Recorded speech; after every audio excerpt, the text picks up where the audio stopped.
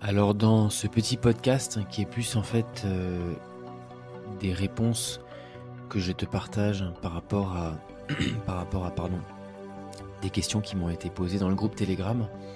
Alors ça va être très spontané parce que je n'ai même pas encore lu correctement les questions. Peut-on vivre en paix sans tout quitter ? Première question. Peut-on vivre en paix sans tout quitter ?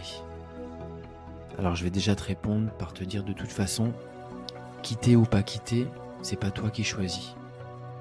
Tu crois que c'est toi qui fais un choix, mais ce choix aussi, il est expulsé par ton énergie. C'est une manifestation. Tu manifestes tes choix. Nous les êtres humains, on croit qu'on a le libre arbitre de choisir, mais c'est faux. Bref, je vais quand même répondre à la question. Peut-on vivre en paix sans tout quitter ? Évidemment que oui. Évidemment que oui, mais ça ne veut pas dire que toi, sur ton chemin de vie, tu ne devras peut-être pas tout quitter. Peut-être que tu quitteras tout pour être en paix, pour rester là où tu es en ayant tout quitté, et peut-être que tu reviendras après, ou pas. Mais une chose est sûre, ne cherche pas à savoir si tu dois tout quitter pour être en paix. Cherche la paix si vraiment tu ne peux pas te passer de ce désir, mais plus important que tout, arrête de réfléchir. Et dans l'absence de cette réflexion, cette expérience que tu cherches se présentera à toi. Ensuite, deuxième question. Silence intérieur. Faut-il vraiment rompre avec le monde pour entendre le silence intérieur ?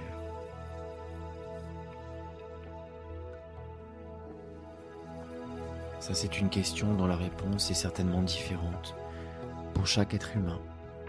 Comme disait Bouddha, il y a autant de chemins qu'il y a d'êtres humains. La destination est la même, mais le chemin est différent.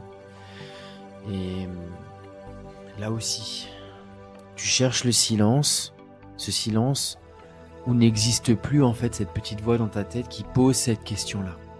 Cette question, ça aussi, c'est du vacarme. Au lieu de savoir si tu dois rompre avec le monde, essaye plutôt de te poser la question de comment tu dois rompre avec ton mental et avec cette écoute compulsive de ces pensées qui surgissent. Parce que le silence, il est là. Et si dans ce silence, lorsque tu en feras l'expérience, tu dois rompre avec le monde, alors l'inspiration se présentera à toi et tu n'auras pas le choix que de rompre avec le monde. Mais au moins, ce sera un cheminement qui sera le résultat d'une direction qui aura été donnée par ton cœur et pas par ta tête. Vivre, ensuite troisièmement, vivre tourné vers l'intérieur sans fuir l'extérieur. Et oui, c'est l'idée. C'est l'idée que, en fait, en réalité, tu n'es jamais à l'extérieur. Même tout ce que tu fais à l'extérieur, ça aussi, ça se produit dans ta conscience. En fait, en réalité, essaye peut-être de mettre sur pause si c'est nécessaire, mais le corps est à l'intérieur de ta conscience. Ta conscience n'est pas à l'intérieur du corps. Donc là, maintenant, si tu es en train de regarder ton corps, ou ce que tu es en train de ressentir à l'extérieur de toi-même avec tes sens, ça aussi, c'est une expérience qui est intérieure. On croit que c'est extérieur, parce qu'on est perdu dans nos sens, mais en réalité, ça aussi, c'est à l'intérieur. Alors tu vas me dire, ouais, mais alors, ok, et donc, tu vas peut-être me dire, en fait, reprends conscience de ta conscience. Et c'est là que tu verras que tout ce que tu vis à l'extérieur est en réalité à l'intérieur de toi. Tu dois pouvoir te décalibrer de tes pensées, prendre conscience que le silence est juste derrière, et dans ce silence, qui devient ton propre miroir, tu pourras de nouveau te regarder toi-même en tant que conscience, déconditionnée de la compulsion à réfléchir. Tu peux mettre sur pause et revenir en arrière si tu veux le réécouter. Je saurais peut-être même pas te le répéter. Mais n'oublie pas ceci. Le silence est un miroir qui nous permet à nous de nous regarder, qui permet à la conscience de se voir elle-même. Ensuite, Maîtriser la paix intérieure dans un monde qui hurle. Il n'y a pas de monde qui hurle. Il n'y a que ton attention qui est dirigée vers des informations qui sont hurlantes uniquement. Je le répète. Il n'y a pas de monde qui hurle. Il y a une dimension en toi qui ne fait que hurler et du coup tu n'es qu'à l'écoute de ce qui hurle. C'est tout. Fais l'expérience de cette paix intérieure dont tu parles. Et dans l'expérience de cette paix, vois s'il y a encore quelque chose qui est en train d'hurler. Ensuite, faut-il tout abandonner pour se retrouver? Oui, il faut tout abandonner pour se retrouver. Absolument tout. Mais il faut tout abandonner à l'intérieur, pas à l'extérieur, puisque de toute façon l'extérieur est l'intérieur. Faut-il tout abandonner pour se retrouver? Oui, il faut mourir pour pouvoir renaître. Pas la mort du corps, la mort de qui on croit être. Faut-il tout abandonner pour se retrouver? Oui, il faut tout abandonner, absolument tout. Rester en paix, 6e question. Rester en paix dans le chaos, est-ce possible? Encore une fois, quel chaos?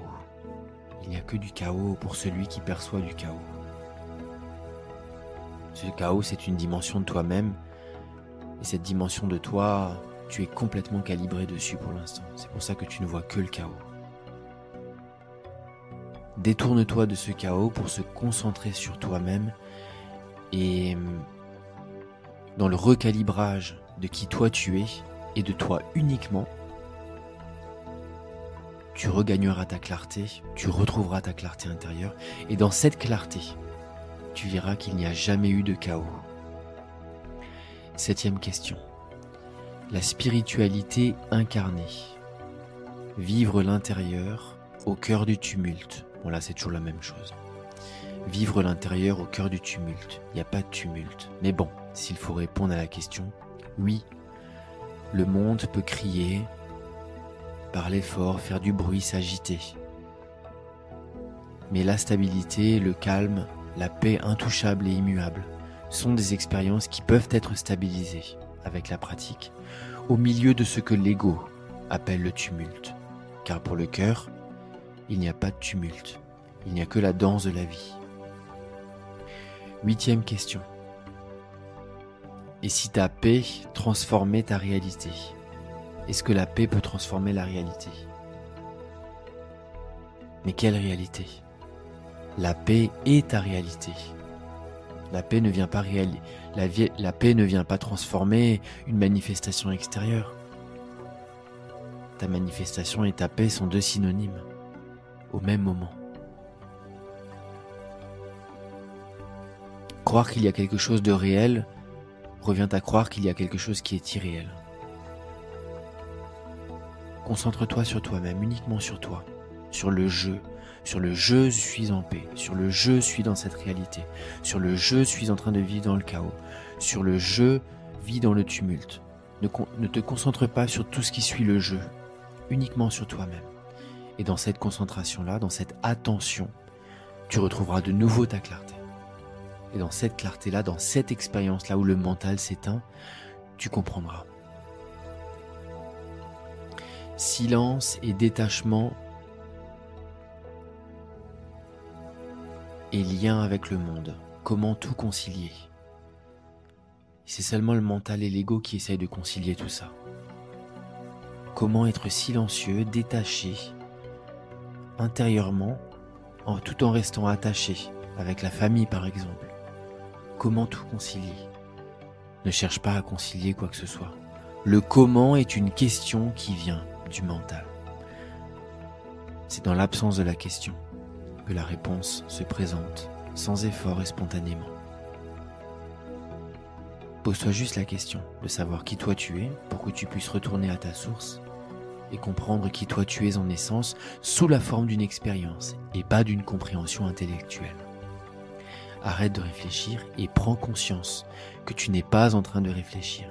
Dans cette expérience-là, cette conciliation que tu cherches entre le silence, le détachement et l'attachement, cette compréhension se fera naturellement parce que l'information vient de ton cœur et pas du raisonnement de ta tête.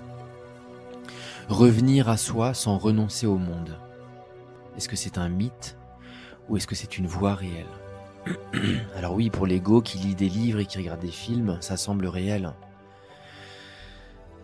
Mais revenir à soi, c'est un peu comme dire l'océan qui redevient mouillé ou qui redevient humide. Tu comprends un peu comme c'est ironique? Comme si l'océan disait « Pour que je puisse de nouveau être humide, je vais me retirer du monde et aller dans une autre galaxie. » Imagine que l'esprit ou l'âme de l'océan vienne te parler à toi et te dise « Je vais me retirer de la planète Terre, je vais aller dans un autre univers. Et je vais me retirer, et dans ce retrait-là, cette renonciation, dans cet isolement, je vais reprendre conscience que je suis humide. » Tu imagines si on disait ça? Tu te dirais « Oh là là, bah dis donc. » Bah nous, quand on veut revenir à soi, c'est pareil. Si tu dois renoncer au monde, tu n'auras pas le choix que de renoncer de toute manière. Si tu ne peux pas renoncer au monde, si ça n'est pas sur ton chemin, de toute façon tu renonceras pas. Donc autant ne pas te poser la question. Si tu dois renoncer au monde, tu ne pourras pas t'en passer. Pour l'inverse, c'est pareil. Revenir à soi, ça veut dire quoi? Lève-toi là maintenant. Regarde-toi dans le miroir. Regarde l'énergie de la vie qu'il y a dans ton regard et arrête de réfléchir. Et concentre-toi uniquement sur cette énergie qui est la tienne. L'énergie de la vie elle-même, de l'existence elle-même. La même énergie qu'un arbre. L'arbre n'est pas en train de parler. Et pourtant, quand on le regarde, on peut peut-être pressentir cette vie, cette existence. Mais nous, quand on se regarde dans le regard, tu peux le faire là maintenant. Observe cette énergie, cette vie qu'il y a dans ton regard, sans réfléchir. Et voilà, revenir à soi, c'est juste ça, rien d'autre. N'oublie pas, si ça n'est pas simple, ça n'est pas le chemin.